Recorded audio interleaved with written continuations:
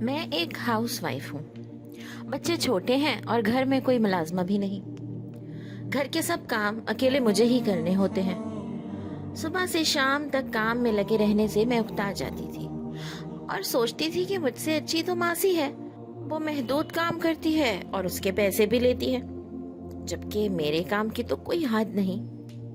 یہ سوچ مجھے کاموں سے بیزار رکھتی تھی. میں بددلی سے کچھ ہی کام کر پاتی تھی اور بچوں اور شوہر کو جھنجھلا کر 10 باتیں بھی سنا دیتی تھی. یہ میری خوش قسمتی تھی کہ میں ان دنوں درس قرآن کی ایک محفل میں گئی. وہاں ایک آیت پڑھانے کے بعد عمل کے لیے دی گئی.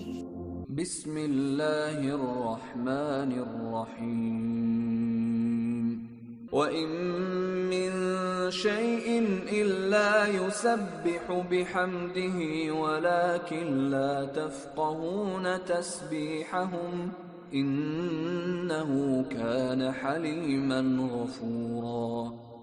کوئی چیز ایسی نہیں جو اس کی حمد کے ساتھ اس کی تسبیح نہ کر رہی ہو، مگر تم ان کی تسبیح سمجھتے نہیں ہو. حقیقت یہ ہے کہ وہ بڑا ہی بردبار اور درگزر کرنے والا ہے. صبح جب میں اٹھی تو بہت سے کام میرے سامنے تھے. اتنے کاموں کا سوچ کر ہی میری ہمت جواب دینے لگی، لیکن میں ساتھ ساتھ اس آیت کو دہرا بھی رہی تھی کہ میری نظر میز پر پڑی جس پر دھول تھی. میں سوچنے لگی، کیا یہ میز بھی تسبیح کرتی ہے؟ اس آیت میں تو اللہ نے یہی بتایا ہے، مگر کیسے؟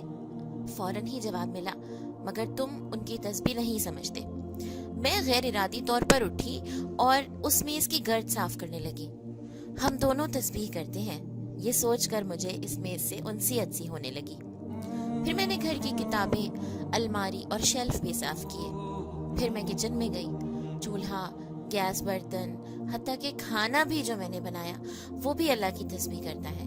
اس خیال کے ادراک کے ساتھ ہی میری زندگی میں ایک انقلاب آتا گیا. اب مجھے گھر کے کاموں میں لطف آنے لگا. گھر کے کام کم وقت میں اور پہلے سے بہتر ہونے لگے. میں نے یہ سوچا ہی نہ تھا کہ تسبیح کرنے سے کاموں میں مدد ملتی ہے. انسان ایک زبردست ذہنی اور نفسیاتی کیفیت سے سرشار ہوتا ہے اور اسے تھکاوٹ اور مشقت کا احساس نہیں ہوتا.